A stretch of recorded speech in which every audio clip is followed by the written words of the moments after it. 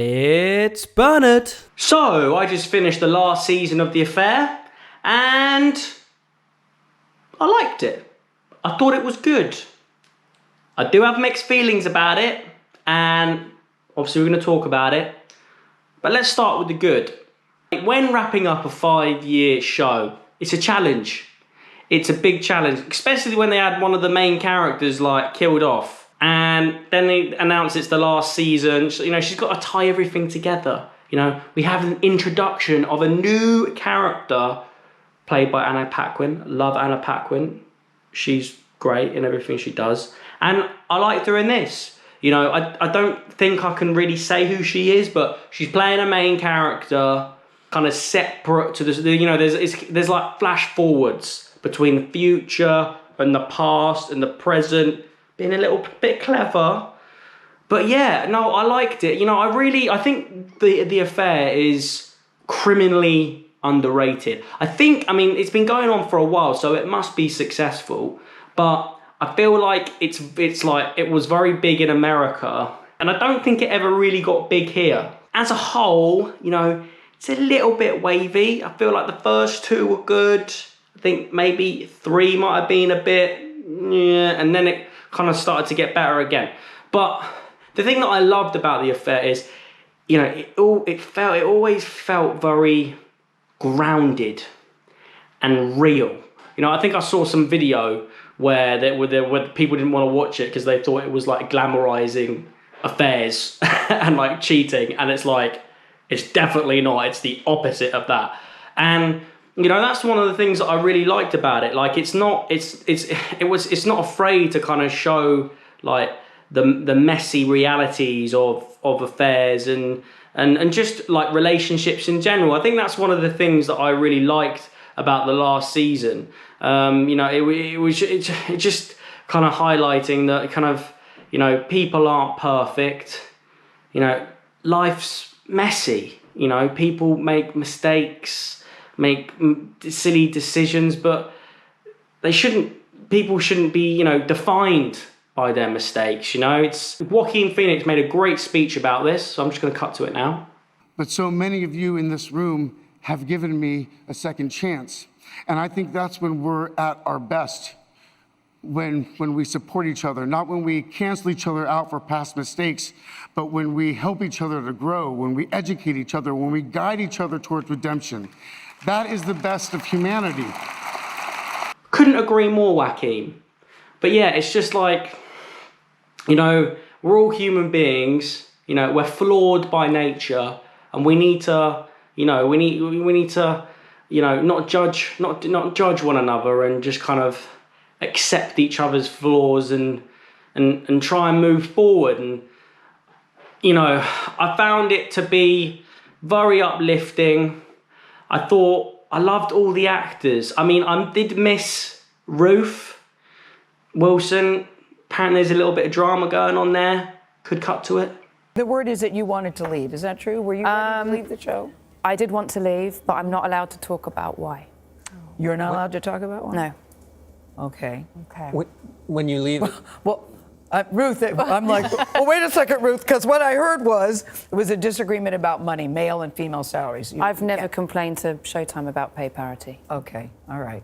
Okay, we'll leave it at that. But yeah, no, I missed her, and you know, I missed her husband.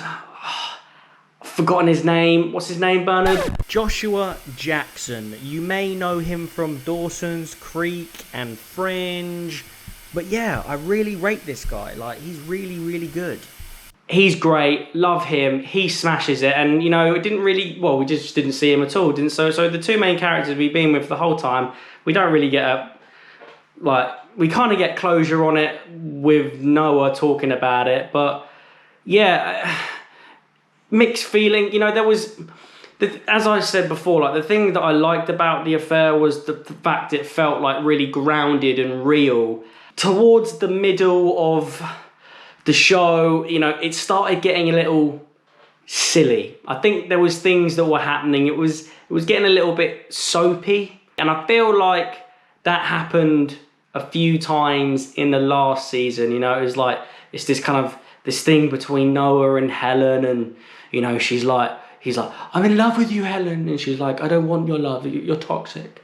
And then you know, and then they're like, oh yeah, maybe we should give it another shot. And then it's like, and then he's like, no, go away, Helen, you're being weird. And then like, and then it's like, oh no, I actually love you, Helen. And she's like, oh no, and it's just like, felt a little bit much. But I will say, the ending scene where Noah's talking to Helen, I cried. Like, I generally shed a tear. Like, you know, it's a scene where Noah's old, you know, and he's reflecting on his life, and it really moved me, man. It was. I think it was really beautifully done. So, you know, that's what, you know, what I'd like to kind of say about this last season. I think it's fair to say there was peaks and troughs, just like in the show itself. But I think overall, like, it was really good. You know, there was this really beautiful scene. I think, what's that quote? It's like, life imitates art imitates life, with Noah, and he's talking about his life and the mistakes he's made, and talking to Joni, and they're just having this beautiful moment. I think, you know what, I think we're gonna run the clip. Don't sue me, Showtime. All right, I'm just providing context. Joni, if the lesson you're taking away from your mother's death is not to try, then that's a great, great tragedy. Change is hard. It takes a long time, sometimes more than a lifetime. What the fuck does that mean? Sometimes we can only start journeys that our children have to finish for us. It's too late to hear those things.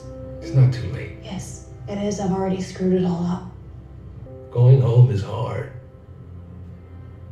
Staying with someone, loving them no matter what, that's hard. So easy to go find someone new, reinvent yourself in their eyes, and try once more to live without flaw, but sooner or later you realize the only thing you're running from is death. It's not another person at all, it's death. And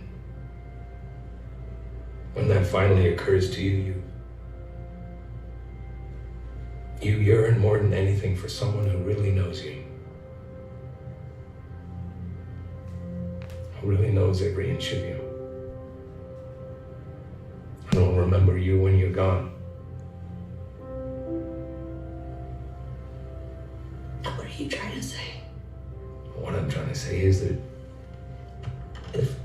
if trauma and pain can echo through generations, then so can love. If abandonment can ripple across time, then so can presence. I mean, you've suffered a lot of loss in your life, Joni, but you've also had a lot of love. And you may not be able to save the earth, but you can be there for your children, no matter what happens. But yeah, like, I love stuff like that. Like, that's why I love films and like television so much. Like, I think there's something to be learned, you know? There's generally something to be learned from these shows. It's just about people and human beings and seeing how people tick, and just the evolution of people. You know, people change, and I think it's really interesting to see how people change and what things happen to them in their lives to make them change. And this was definitely a show that did that. I think they wrapped it up well, and I'm gonna miss it. Like, I really did enjoy it. So, have you seen The Affair? Comment below and let me know. And if you need a video, go to itsbernard.com. Let's see it.